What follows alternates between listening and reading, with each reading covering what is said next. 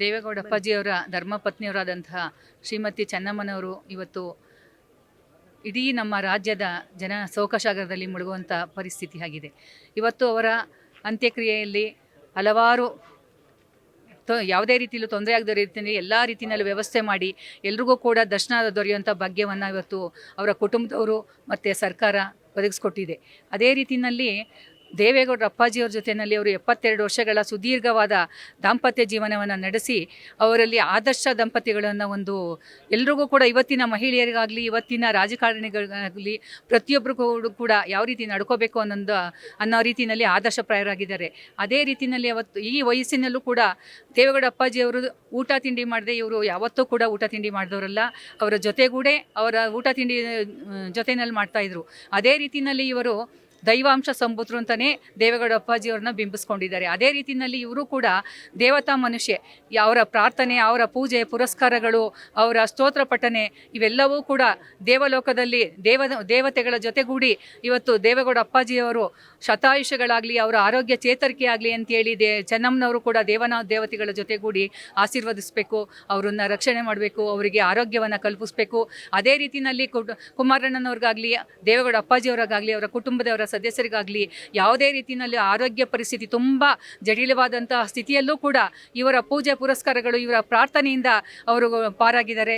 ಅದೇ ರೀತಿಯಲ್ಲಿ ಮುಂದೆನೂ ಕೂಡ ನಮ್ಮ ಕರ್ನಾಟಕದ ಜನ ಮತ್ತು ಅವರ ಅಭಿಮಾನಿ ಬಂಧುಗಳಿಗೆ ಅವರ ಕುಟುಂಬದವರಿಗೆ ಶೋಕವನ್ನು ಈ ದುಃಖವನ್ನು ಭರಿಸುವಂಥ ಶಕ್ತಿಯನ್ನು ಕೊಟ್ಟು ಅವ್ರಿಗೆಲ್ಲರೂ ಕೂಡ ಶ್ರೀರಕ್ಷೆಯಾಗಿ ಹರಸಲಿ ದೇವತೆಯಾಗಿ ಅನ್ನೋ ಒಂದು ವಿಚಾರಗಳನ್ನ ಇವತ್ತು ತಿಳಿಸ್ತಾ ಇದ್ದೀವಿ.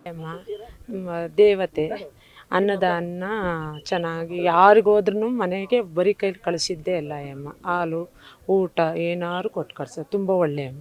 ನೀವು ಯಾವಾಗಾದರೂ ಹೋಗಿ ಭೇಟಿಯಾದಂಥ?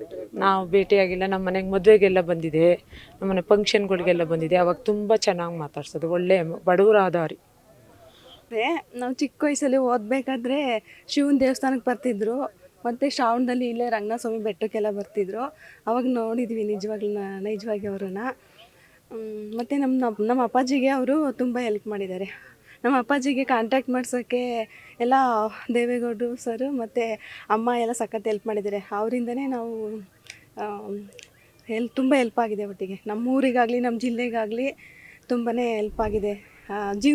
ಜೀವನ ಕಟ್ಕೊಳ್ಳೋಕ್ಕೆ ದಾರಿ ಕೊಟ್ಟಿದ್ದಾರೆ ತುಂಬ ಜನ ಕೊಟ್ಟಿಗೆ. ರೀಸೆಂಟ್ಲಿ ಯಾವಾಗಾದರೂ ಭೇಟಿ ಆಗೋಂಥದ್ದಾಯಿತು ಅಥವಾ ಏನಾದರೂ ಮಾತಾಡ್ತಕ್ಕಂಥ ಕೆಲಸ ಏನಾದರೂ ಮಾಡಿದ್ರು? ರೀಸೆಂಟಾಗಿ ಅವ್ರು ಸಿಕ್ಕಿಲ್ಲ. ರೇವಣ್ಣವರು ಇವರು ಭವಾನಿ ಅಕ್ಕ ಸಿಗ್ತಾಯಿದ್ರು. ಬಟ್ ಅವರು ನಾವು ಚಿಕ್ಕ ವಯಸ್ಸಲ್ಲಿದ್ದಾಗ ಶಿವನ ದೇವಸ್ಥಾನಕ್ಕೆ ಬರ್ತಾಯಿದ್ರು.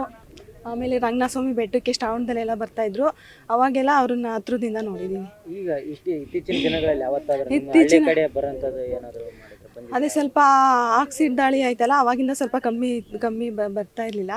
ಮುಂಚೆ ಎಲ್ಲ ಅವರು ಪ್ರತಿ ಶಿವರಾತ್ರಿಗೆಲ್ಲ ಊರಿಗೆ ಬಂದು ಶಿವರಾತ್ರಿ ಹಬ್ಬದ ಫುಲ್ಲು ನೈಟ್ ಎಲ್ಲ ಜಾಗರಣೆ ಮಾಡಿ ಭಕ್ತಾದಿಗಳಿಗಾಗಲಿ ಊರವ್ರಿಗೆ ಆಗಲಿ ಅನ್ನದಾನ ಇಡ್ತಾಯಿದ್ರು. ಅವಾಗ ಸ್ವಲ್ಪ ದಾಳಿ ಆದಮೇಲೆ ಅವ್ರು ಕಮ್ಮಿ ಬರ್ತಾಯಿದ್ದು.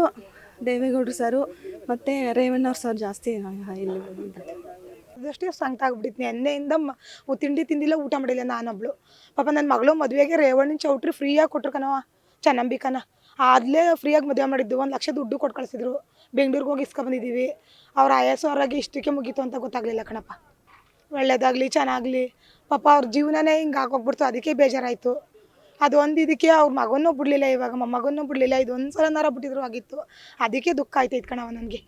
ಅವ್ರ ಮಗನ ಒಂದು ದಿವಸನಾರ ಪುಟ್ಟಿ ಕರ್ಕೊಂಡು ಹೋಗ್ಬೋದಾಯ್ತು. ಎಂತೆಂಥವ್ರಿಗೂ ಶಿಕ್ಷೆ ಕೊಟ್ಟವ್ರೆ, ಕೊಡಲಿ ಅವ್ನು ಮಾಡಿರೋದೇನು ಸರಿ ಅಂತ ಹೇಳ್ತಿಲ್ಲ.